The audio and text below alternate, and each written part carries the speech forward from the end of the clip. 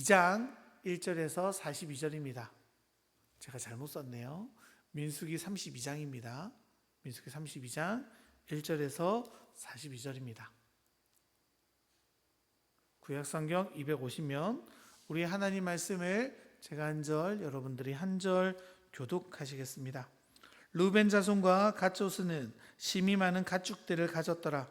그들이 야셀 땅과 기르앗 땅을 본즉 그곳은 목축할 만한 장소인지라.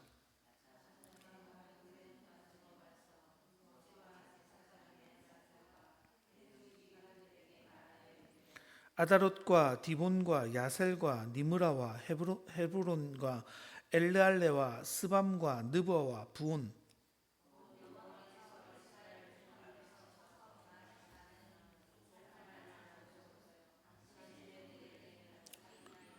또 이르되 우리가 만일 당신에게 은혜를 입었으면 이 땅을 당신의 종들에게 그들의 소유로 주시고 우리에게 요단강을 건너지 않게 하소서.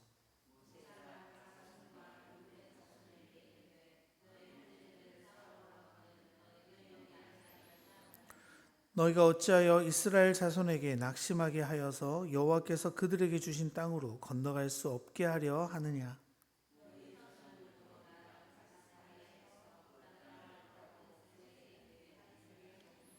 그들이 에스골 골짜기에 올라가서 그 땅을 보고 이스라엘 자손을 낙심하게 하여서 여호와께서 그들에게 주신 땅으로 갈 수 없게 하였었으니라.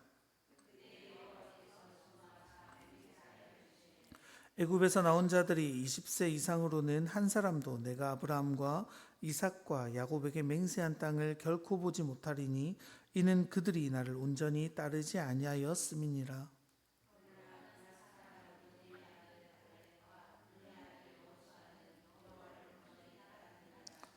여호와께서 이스라엘에게 진노하사 그들에게 40년 동안 광야에 방황하게 하셨으므로 여호와의 목전에 악을 행한 그 세대가 마침내는 다 끊어졌느니라.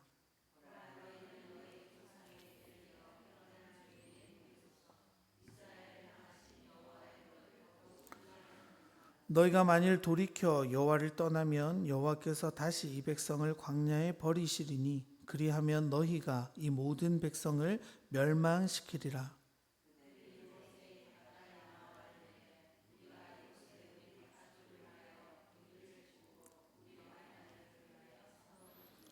이 땅에 원주민이 있으므로 우리 아이들을 그 견고한 성읍에 거주하게 한 후에 우리는 무장하고 이스라엘 자손을 그곳으로 인도하기까지 그들의 앞에서 가고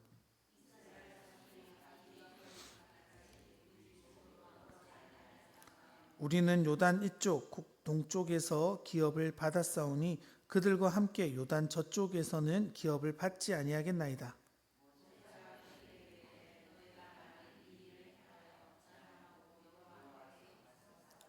너희가 다 무장하고 여호와 앞에서 요단을 건너가서 여호와께서 그의 원수를 자기 앞에 쫓아내시고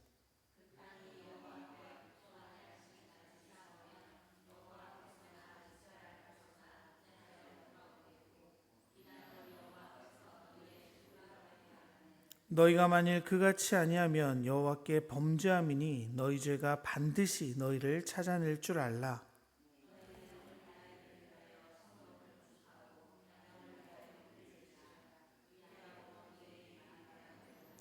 갓 자손과 루벤 자손이 모세에게 대답하여 이르되 주의 종들인 우리는 우리 주의 명령대로 행할 것이라.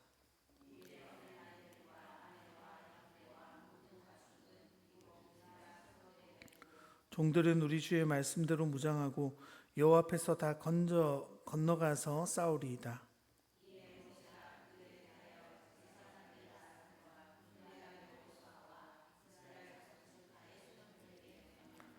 모세가 그들에게 이르되 갓 자손과 루벤 자손이 만일 각각 무장하고 너희와 함께 요단을 건너가서 여호와 앞에서 싸워서 그 땅이 너희 앞에 항복하기 이르면 길르앗 땅을 그들의 소유로 줄 것이니라.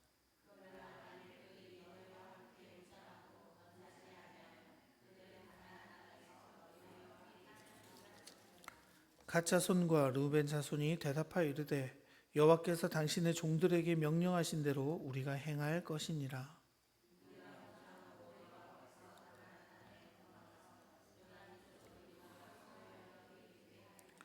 모세가 갓 자손과 르우벤 자손과 요셉의 아들 므낫세 반 지파에게 아모리인의 왕 시온의 나라와 바산 왕 옥의 나라를 주되 곧 그 땅과 그 경내의 성읍들과 그 성읍들의 사방 땅을 그들에게 주매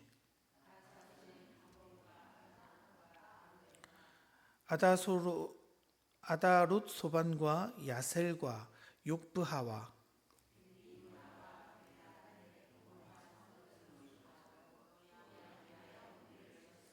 르우벤 자손은 헤스본과 엘르알레와 기럇다임과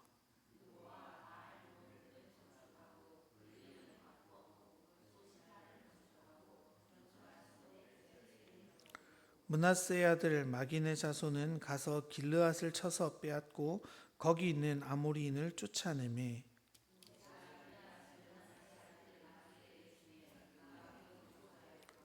므낫세의 아들 야일은 가서 그 촌락들을 빼앗고 하봇 야일이라 불렀으며 노비는 가서 빼앗고 자기 이름을 따라서 노바라 불렀더라. 아멘. 할렐루야. 오늘도 주님 앞에 나오신 우리 성도 여러분 환영합니다. 우리 시작할 때는 몇 분 안 계셨는데 찬양 끝나니까 많이 와주셔서 감사합니다. 우리 그래도 오신 분들 바라보시며 우리 앞뒤 좌우로 인사 나누실까요? 사랑합니다. 축복합니다. 우리 지난주 31장에서요. 모세의 마지막 사역들을 바라보았습니다. 모세는 이제 아론의 길을 따라가야 하죠. 이제 주님 계신 곳으로 가야 되는 시점이 왔습니다. 그때 마지막으로 주님께서 하신 말씀이 뭐냐면 모세에게 미디안의 원수를 갚으라라고 말씀하셨습니다. 하나님께서는 미디안 군대와의 전쟁을 통해서 이스라엘이 모세 없이도 어떻게 살아가야 할지를 모세에게 또 이스라엘에게 보여주셨습니다. 크게 두 가지로 볼 수 있는데요. 하나는 이스라엘이 정말 하나님만 의지하는가? 칼이나 단창이나 다른 것들에 의지하는 것이 아니라 하나님의 힘을 의지해서 살아갈 수 있는 민족인가에 대한 부분이었고요. 두 번째로는 공동체를 하나로 이루고 있는가 하는 부분이었습니다. 그들은 어땠습니까? 그 전쟁에서 승리하고 전리품들을 함께 나누고 그 전쟁에 마치고 돌아보아 한 명도 죽지 않았음을 보고 하나님께 다시 자신의 예물을 올려드리는 아름다운 공동체의 모습을 곧바로 보여주었습니다. 자신의 것이라고 주장할 수 있었음에도요, 그들은 자신의 것들을 기꺼이 가족들과 이스라엘 공동체에게 나누는 것을 또 하나님께 드리는 것을 아까워하지 않았습니다. 이제 이스라엘은 마치 준비된 것처럼 보이죠. 가서 싸워서 이기기만 하면 되는데 그 세상이 그렇게 호락호락하지 않은 것 같습니다. 그 이적 씨의 해피엔딩이라는 노래가 있는데 혹시 아십니까? 저만 아나요? 가사가 이렇습니다. 해피엔딩 그렇게 끝나고 나면 얼마나 좋을까? 그렇지 않다는 얘기죠. 여러분 이렇게 준비되고 아름답고 주님을 찬양한 게 바로 앞장이었습니다. 자신의 것들을 기꺼이 나눌 줄 아는 그들은요 또 눈앞에 있는 이익과 그 자신의 욕망 때문에 또 분열을 가져올 위기를 겪는 장면이 바로 오늘의 모습입니다. 미디안을 향한 복수를 마쳤죠. 그리고 이제 이스라엘은 다시 가나안을 향해 전진할 준비를 하는데요. 그들 눈앞에 보인 게 그들에게 올무가 되어진다는 이야기입니다. 자, 지도를 좀 준비했는데요. 지도 한번 띄워주시겠습니까? 네. 잘 안 보시겠지만 여기 한 번만 더 눌러주세요. 저기가 미디안입니다. 31장에서 이스라엘은 미디안 군대를 공격했죠. 그리고 이제 어디로 가야 하냐면 위로 올라갑니다. 한 번 더 눌러주세요. 저기가 바로 하나님의 약속의 땅, 가나안 땅이죠. 한 번 더요. 이제 저기를 좀 확대해서 볼 필요가 있는데요. 한 번만 더 눌러주세요. 저기입니다. 저기에 보면 여러분 지금 이스라엘 백성들이 어디로 가야 하냐면 여리고로 가야 돼요. 눌러주세요. 여리고 보이십니까? 여리고로 가야 되는데 지금 이들의 눈앞에 있는 펼쳐진 데가 어디냐면 한 번만 더 눌러주세요. 바로 저기예요. 저기가 어디예요, 여러분? 지금 이제 이스라엘 백성들이 요단강 동편에 위치하고 있는 거죠. 이제 저기만 딱 넘어가면 여리고성, 가나안, 하나님의 약속의 땅 가나안을 만나게 됩니다. 그토록 기다리던 땅이잖아요. 40년간 돌고 돌아 여러 우여곡절 끝에 그들이 도착했습니다. 그 감격적이고 기대되는 그 순간 가운데 두 지파, 바로 르우벤 지파와 갓 지파의 족장이 모세에게 나타나 말을 건넵니다. 우리 4절, 5절 같이 한번 읽어볼까요? 곧 여호와께서 이스라엘 회중 앞에서 쳐서 멸하신 땅은 목충할 만한 장소요, 당신들의 종들에게는 가축이 있나이다. 또 이르되 우리가 만일 당신에게 은혜를 입었으면 이 땅을 당신의 종들에게 그들의 소유로 주시고 우리는 요단강을 건너지 않게 하소서. 여러분, 지금 그들이 있는 데가 어디냐면요, 요단 동쪽 편이었죠. 아까 이렇게 원으로 보셨던 바로 거기입니다. 여기는 아모리족 속의 두 왕을 물리치고 점령한 땅입니다. 그래서 이 땅을 가나안 입성의 전초 기지로 삼고 이제 여리고로 탁 넘어가기만 하면 끝나는 상황이에요. 그런데 그곳은 기름진 땅이었습니다. 넓은 초지가 펼쳐져 있었습니다. 그래서 가축대를 방목하기에는요, 더없이 좋은 장소가 바로 요단 오른편에 있는 바로 그 땅입니다. 근데 문제가 뭡니까? 지금 르우벤과 갓 지파의 특징이 뭐예요? 굉장히 많은 동물들이 있었다는 거죠. 우리 1절 한번 읽어볼까요? 르우벤 자손과 갓 자손은 심이 많은 가축대를 가졌더라. 그들이 야셀 땅과 길르앗 땅을 본즉 그들은 목축할 만한 장소인지라.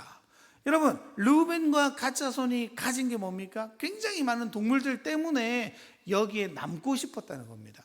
길을 건너면 어떻게 됩니까? 강을 건널 때 상할 수도 있겠죠. 어려움이 있겠죠. 또 전쟁해야 되는데 얘들을 나버려 두고 가기에는 너무 눈에 밟히게 되는 겁니다. 그러니까 지금 모세에게 가서 말하는 거예요. 우리는 안 건너가고 여기에 좀 있겠습니다 라고 말합니다.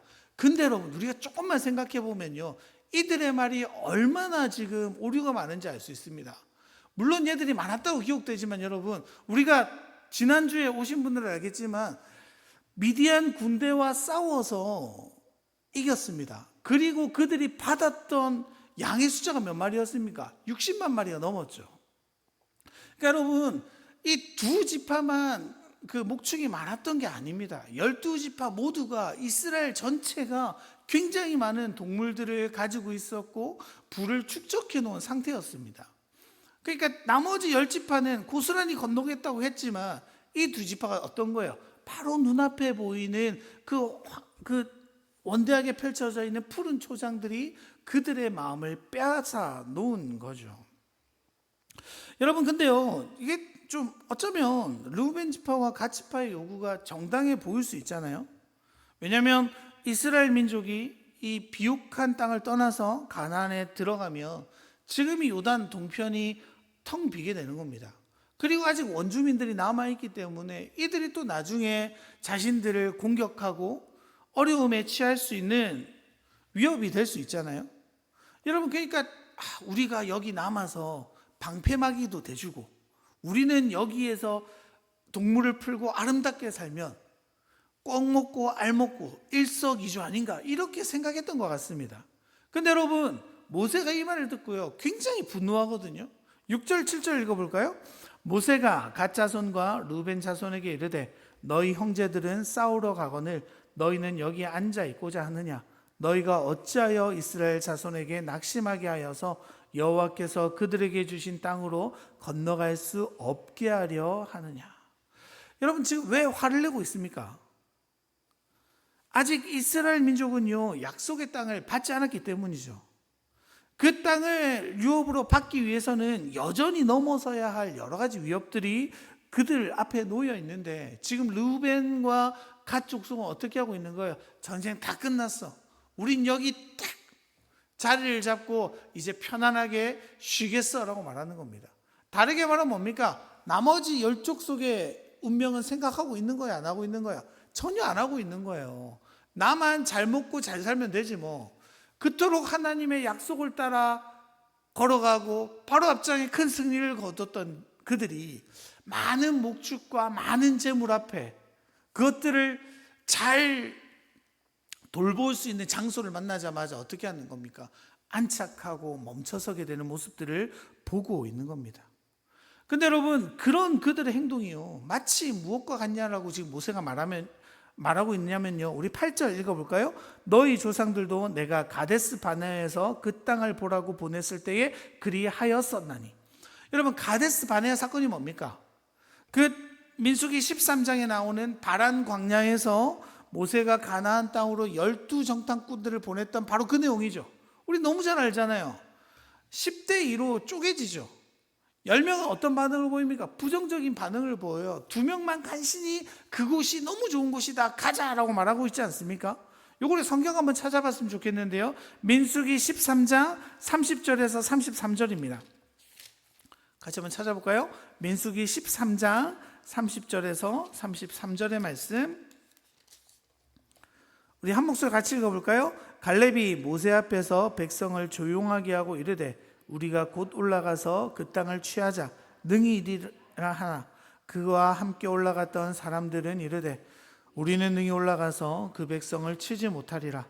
우리보다 강하니라 하고 이스라엘 자손 앞에서 그 정탐한 땅을 악평하여 이르되 우리가 두루다니며 정탐한 땅은 그 거주민을 삼키는 땅이요 거기서 본 모든 백성은 신장이 장대한 자들이며 거기서 네피림 후손인 아낙 자손의 거인들을 보았나니 우리는 스스로 보기에도 메뚜기 같으니 그들이 보기에도 그와 같았을 것이니라. 여러분, 그들의 평가가 이랬죠. 10명의 많은 사람들이 그 땅을 악평합니다. 하나님의 약속의 땅임에도 불구하고 우리는 승리할 수 없어, 우리는 너무 작은 자들이야. 그렇게 여론이 형성되어지니까 어떻게 돼요? 그들이 돌을 들어 갈렙과 여호수아를 돌로 치려고까지 했습니다. 주님은 그런 그들을 바라보시고 어떻게 합니까? 1세대를 모두 죽이고 40년을 광야에서 지내도록 하셨죠. 그리고 우리 얼마 전이었잖아요. 그 25장에서 모든 1세대가 죽고 26장에 다시금 계수를 시작하며 2세대가 시작된 거 아닙니까? 여러분, 그들이요 지금 르우벤과 갓 지파가 눈앞에 풍요로움 때문에 지금 같은 행동을 한다라고 말하는 겁니다. 여러분 생각해 보세요. 지금 요당 우편만 해도요 굉장히 좋은 땅이잖아요. 그 두 지파가 있겠다라고 하면 다른 지파도 어떻겠습니까? 그럼 나도 있을래. 굳이 전쟁하러 갈 필요가 뭐 있어. 여기 머물러도 우린 충분히 잘 살 수 있는데. 여러분, 그런 일들이 벌어지지 않았겠습니까? 전쟁하지 않아도 됩니다. 지금 이 땅은 확실히 내 거죠. 건너가는 건 싸워야 돼요. 첫 번째 성이 뭡니까? 여리고 성이요. 한 번도 무너진 적이 없던 난공불락의 성이 여리고 성입니다. 불가능한 싸움을 가져야 되는 그 상황 가운데 이스라엘 백성들 두 지파나 여기 있을래라고 말하면요, 그 전체에 대한 영향력이 있을 수밖에 없다는 거죠. 여러분, 우리도 그렇습니다. 하나님의 일들을 한 마음으로 이렇게 걸어가면서요, 힘 빠지게 하는 건 뭐냐면요, 다 가기로 동의하고 잘 가다가 아우 저거 아니야, 못하겠어, 이러면 기운이 탁 빠지는 거예요, 여러분. 그래서 우리가 함께 일을 할 때요, 그래서 한 마음이 중요하죠. 느려도 돼요. 하지만 한 마음으로 같이 걸어가는 게 너무너무 중요한 일입니다. 근데 지금 이들이 어떤 거예요? 그 두 지파가요 지금 소위 말해서 깽판을 치고 있는 겁니다. 믿음이 없이 잘 살 수 있는 땅, 하나님의 말씀이 없이도 잘 살 수 있는 땅, 지금 내 눈앞에 펼쳐진 당장의 이득을 보고 그들은 하나님의 비전을, 하나님의 꿈을 포기하며 나아가는 거죠. 여러분, 우리도 그럴 때 있지 않습니까? 하나님이 주신 비전이 분명히 눈앞에 있습니다. 그런데 당장 내 눈앞에 있는 즐거움과 만족 때문에 그것들을 포기해버릴 때가 얼마나 많이 있습니까? 여러분, 우리들의 삶이 그런 거죠. 우리의 신앙의 모습이 그럴 때가 너무나도 많습니다. 지금 이들도 그런 겁니다. 약속의 땅은 바로 코앞이에요. 이제 강을 건너기만 하면 펼쳐질 놀라운 하나님의 약속입니다. 승리가 보장되어 있잖아요. 왜요? 31장에서 미디안과의 싸움에서 60만 대 12,000이라고 13만 대 12,000명이라고 말씀드렸잖아요. 10대 1의 전쟁에서 단 한 명도 죽지 않았습니다. 미디안은 모두가 죽었는데, 그곳에 있는 모든 것들을 빼앗아 왔는데 단 한 명도 죽지 않은 놀라운 일들이 벌어지는 것들을 그들이 경험했잖아요. 그 놀라운 경험을 가지고 너희들은 어때요? 두려움과 또 당장 눈앞에 있는 그 풍요로움 때문에 주님의 비전을 잊어버리게 되어지는 거죠. 여러분, 그런 측면에서요, 재정은, 돈은, 재물은, 소위 말하는 성공은 사실 굉장히 우리에게 위험함을 가져다 줄 수 있습니다. 그 달콤함이 주님의 영광을 가리워버릴 때가 있는 거예요. 여러분, 지금 그런 그들을 향해서 지금 모세가 뭐라고 책망하고 있습니까? 우리 14절, 15절 읽어볼까요? 보라, 너희는 너희의 조상의 대를 이어 일어난 죄인의 무리로서 이스라엘을 향하신 여호와의 노를 더욱 심하게 하는도다. 너희가 만일 돌이켜 여호와를 떠나면 여호와께서 다시 이 백성을 광야에 버리시리니 그리하면 너희가 이 모든 백성을 멸망시키리라. 지금 뭐라고 말하는 겁니까? 이 모든 백성 멸망하게 되면 너 때문이야. 너희 둘의 이 고백 때문에, 너희 둘의 행동 때문에 우리는 또 들어갈 수 없을 수 있어 라고 말하는 거죠. 여러분, 재밌는 게요, 모세가 이렇게 꾸짖으니까 그 두 족장이요 화들짝 놀랍니다. 그래서 말을 교묘하게 바꿔요. 뭐라고 말합니까? 뭐 뒤에 나오는데 제가 짧게 보면 이런 거죠. 아유, 그게 아니고 선생님, 저희가 전쟁에 참여하지 않겠다는 게 아니고요, 전쟁 다 끝날 때까지 같이 갈 거예요. 저희가 제일 먼저 가서 싸울 건데, 근데 전쟁 끝나면 우리 그냥 여기 있겠다고요. 그러니까 저쪽 땅 안 가지고 요 오른쪽 땅 우리가 미리 찜뽕 해놓을 테니까 요것만 우리 달라는, 사실 그 얘기였습니다. 이렇게 말을 바꾸는 거죠. 여러분, 그 말을 들은 모세는요 흔쾌히 받아들이기로 합니다. 자기들이 해야 될 본분을 다 지키겠다고 하잖아요. 선봉에 나가 싸우겠다고 하잖아요. 그러니까 어떻게 되는 거예요? 믿음의 여성이 이어지는 거죠. 하나님의 약속이 그 12지파 모두에게 이어지는 일들이 고백들로 나타나는 겁니다. 그리고 다른 지파들도요, 이게 나쁜 제안은 아니죠. 같이 싸우고 서쪽 땅을 다 차지했는데 두 지파가 어떻게 되는 거예요? 우린 오른쪽 땅 가질 거야 이렇게 하니까 여기를 12개 나누기로 했었는데 2개를 딱 떼주니까 좀 여유가 있잖아요. 그러니까 서로 윈윈이 되어 가는 겁니다. 여러분, 그래서 이스라엘의 모든 지파가 이런 회의를 통해서 요단강 동쪽 평야는 르벤 지파와 갓 지파의 몫이 되기로 결정하는데요, 우리 33절 같이 한번 읽어보실까요? 모세가 갓 자손과 르벤 자손과 요셉의 아들 므낫세 반지파에게 아모리인의 왕 시온의 나라와 바사낫 옥의 나라를 주되 곧 그 땅과 그 성읍들의 사방 땅을 그들에게 주매. 여기에 갑자기 한 지파가 등장하죠. 어떤 지파가 등장합니까? 므낫세 반지파요. 제가 어릴 때 이거 보면서 저는 이게 반이라는 이름이 있는 줄 알았어요. 저만 재밌었나요? 반이죠, 반. 절반. 므낫세 절반 지파가 오른쪽에 남기로 결정됩니다. 이게 저도 이유를 모르겠더라고요. 성경을 막 찾아봤는데 정확하게 나오지 않습니다. 이건 추측일 수 있는데요, 아마도 처음에 그들이 이 두 지파가 요청할 땐 가만히 있었을 겁니다. 그런데 그 땅을 딱 주기로 결정하고 보니까 그 땅이 생각보다 너무 큰 거예요. 그러니까 한 지파를 선택해서 여기를 좀 나눠주면 되겠다라고 판단한 것 같습니다. 그리고 성경에 보면 그들이 오른쪽 동편 땅을 차지하는데 굉장히 선봉했었거든요, 므낫세 지파가요. 그래서 발을 탁 떼서 그들에게 탁 주는 겁니다. 근데 제가 드는 또 고민은 그건 거예요. 므낫세만 싸움을 잘했을까요? 왜 하필 므낫세를 반으로 잘랐을까? 여러분, 우리 26장에 보면 인구가 제일 많은 지파가 몇 명이었을까요? 어디였을까요? 유다 지파입니다. 유다 지파. 74,600명이에요. 근데 므낫세는요 52,700명밖에 안 돼요. 그러면 상식적으로 어디 반을 줘야 돼요? 유다 반지파를 주는 게 맞는 것 같은데, 요거는 제 추측이에요. 제가 막 오늘 거의 설교의 절반을 이걸로 날려먹었는데, 제가 이렇게 다 계산을 해보니까 유다는요 1차 계수와 2차 계수 차이가 1900명 늘어요. 근데 므낫세는요 1차와 2차에서 2만 500명이 늘어요. 퍼센테이지로 하면 165%, 12지파 중에 가장 많이 부흥한 게 므낫세입니다. 그렇다는 얘기 뭡니까? 앞으로 자녀가 많아질 확률이 어디가 제일 많다고요? 므낫세가 제일 많겠죠. 그러니까 자녀가 자손이 많아질 확률이 므낫세가 훨씬 많았던 거죠. 아마 제 생각이에요. 그래서 하나님은 그들이 얼마나 커질 것들을 예상해서 미리 떼주신 게 아닌가라는 제 생각입니다. 여러분, 그렇게 이스라엘은 다시금 마음을 다잡고 약속의 땅을 향해 걸어가게 됩니다. 물론 루벤과 갓 두 지파는 많은 가축의 수 때문에 목축하기 알맞은 땅이 필요했던 것 같습니다. 그리고 넓고 비옥하고 또 적들로부터 가축들을 잘 보호할 환경도 필요했죠. 그 땅이 어디라고요? 현재 그들이 서 있는 요단강 서편이었던 겁니다.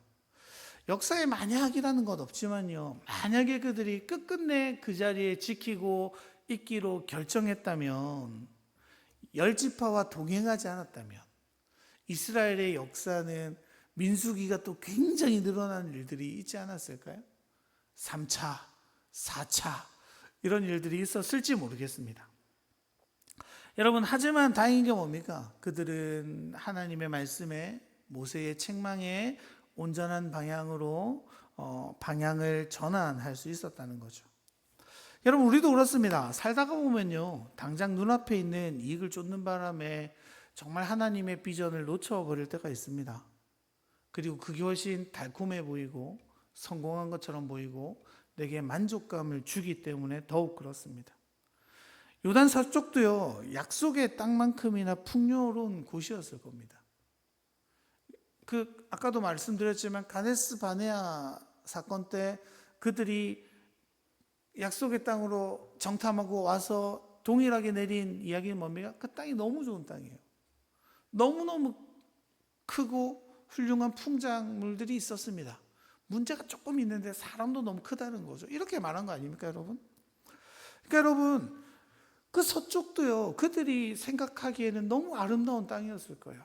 여기서 충분할 것 같은데 굳이 내가 저기 약속의 땅까지 갈 필요가 있을까? 여기면 되지 뭐, 이렇게 생각했을 거예요. 근데 그들이 꼭 명심해야 되는 게 있었죠. 그 땅이 약속의 땅처럼 보일 수 있지만 하나님이 약속하신 그 땅은 아니라는 겁니다. 유사품인 거죠, 유사품. 우리가 뭐라고 유사품이 어떻게 하라 그래요? 주의하세요, 이렇게 하잖아요, 여러분. 여러분, 우리 신앙생활 하다 보면요, 그런데 넘어질 때가 너무나도 많이 있습니다. 유사품 같은 거에 넘어져요. 본질이 아닌 것들에 너무 붙잡고 매달려 교회가 무너지는 것들을 우리가 얼마나 많이 바라봅니까?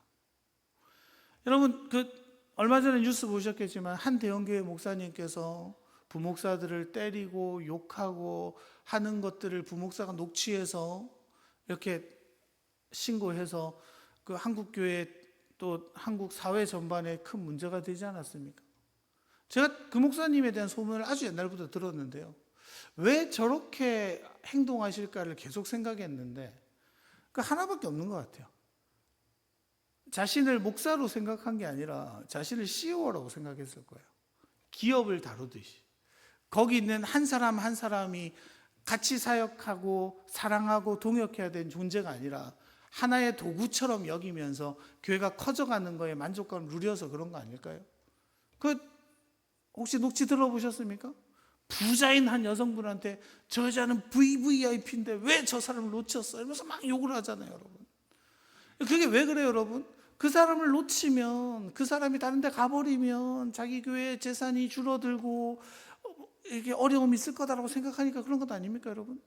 그게 어떤 유혹이에요? 풍요로움의 유혹 앞에 머물러 있는 거죠. 교세가 커지니까, 부산에 거기가 3대 교회입니다, 3대 교회. 점점 커져가니까 이제 곧 총회장도 앞두고 있으니까 자신이 하는 행동들이 다 납득이 됐을 수 있을 것 같다라는 저 혼자만의 생각입니다. 아닐 수도 있겠지만요. 그게 뭐예요, 여러분? 유사품이죠. 성도가 많이 느니까 난 옳은 길로 가고 있어. 우리에게 돈이 많아지니까 옳은 길로 가고 있어. 우리에게 크게 지었으니 우리에겐 잘 되고 있어. 이런 여러분 잘못된 생각에 빠져드니까 여러분 교회가 썩어가는데 보지 못하는 거죠. 저희 아내가 그런 얘기했어요. 권성징악. 딱 그 네 글자 생각난다. 여러분 다르게 말하면 뭡니까? 하나님이 정말로 그 교회를 사랑하시는 거죠. 하나님이 아직도 한국교회를 사랑하는 마음으로 그런 어둠들을 드러나게 하셔서 우리가 회개하고 주님 앞에 돌아가기를 원하시는 하나님의 마음이죠. 여러분 이걸요 책망이라고 여겨야 돼요. 하나님이 우리에게 던지는 책망이라고. 하나님이 보고 좀 부끄러운 줄 알아라 한국교회라고 말씀하시는 그 음성을 들어야 됩니다. 우리가 해야 될 일이 뭐예요? 돌이키는 거예요. 하나님 우리가 눈앞에 있는 유사품에 넘어가지 않겠습니다. 눈앞에 있는 그 크고 화려한 것들에 미혹되어 주님의 말씀에 대한 본질을 잊지 않겠습니다. 주님이 말씀하신 곳이 저곳이라면 저곳을 온전히 걸어가겠습니다라는 다시 고민하고 다시 결단하는 우리들이 너무 필요하다는 겁니다. 여러분 물론 그렇죠. 하나님을 믿는 일에 계속 이상만 추구할 수는 없어요. 하지만 여러분 우리가 분명히 기억해야 할 것은요, 주님이 명확하게 말씀하신 바대로 우리가 살아가야 된다는 겁니다. 그 말씀에 책임을 다하고 살아간다는 게 쉬운 일이 결코 아닙니다. 하지만 사람의 지혜보다 더욱 지혜로우시고 사람의 강함보다 더욱 강한 하나님의 섭리를 우린 신뢰하며 나아가야 합니다. 여러분 이제 민수기가 끝나가죠. 그리고 나서 어떤 일들이 벌어져요? 여호수아서가 시작되어지는 거예요. 그렇게 40년 광야 생활 동안 훈련받아서 이제 드디어 승리를 경험하는 이스라엘 백성들, 말씀 앞에 깨어지고 다시 다짐하고 다시 결단하며 주님의 약속의 땅으로 기어코 인도하시는 그 하나님을 고백하는 백성들로 이들이 걸어가게 됩니다. 여러분 저희 교회가요, 또 우리 개개인이요 정말 주님 앞에 날마다 깨어지기를 소망합니다. 하나님의 말씀이 주어질 때마다, 하나님의 말씀이 우리 심령에 책망처럼 올 때마다 그 유사품에 넘어지는 게 아니라 주님이 정말로 원하시는 길이 어디에 있는지, 주님이 정말로 내 삶에 어느 방향으로 가기를 원하시는지 날마다 묻고 순종하며 걸어갈 때요, 우린 참 하나님의 나라를 경험할 수 있게 되어지는 겁니다.